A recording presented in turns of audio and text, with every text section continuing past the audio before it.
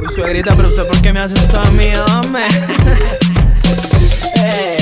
Yo soy Julian nuevamente on the mic, Hustling Production, 3 diamantes. Yo soy su yerno, me dice que no importa que le pongamos el gorro con una minifalda caliente como un termo. Voy caminando para la casa de Miguel, la mamá se queda viendo, me dice papi no está, si quiere puede pasar y podemos practicar un poquito de una cosa que yo le quiero explicar. Me siento en la sala y ella anda atrevida con una minifalda que yo dije madre mía, si se pone violenta de una vez yo voy pa' encima y me dice ay Julian hágame lo que le hace a Nina. Pero suegra, yo soy su yerno, me dice que no importa que le pongamos el cuerno con una minifalda caliente como un termo, que no sea anticuado, que me ponga moderno. Pero suegra, yo soy su yerno, me dice que no importa que le pongamos el cuerno con una minifalda caliente como un termo, que no sea anticuado, que me ponga moderno. ¿Cómo?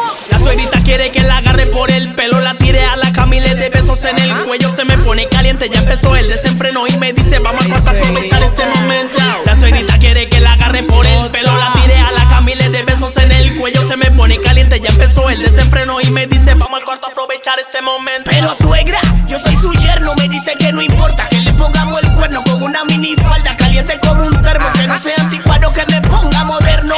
Pero suegra, yo soy su yerno, me dice que no importa que le pongamos el cuerno con una minifalda caliente como un termo, que no sea anticuado, que me ponga moderno. Ay, pero suegra, yo soy su yerno, me dice que no importa que le pongamos el cuerno con una minifalda caliente como un termo, que no sea anticuado, que me ponga moderno. Me tiene como loco. Eso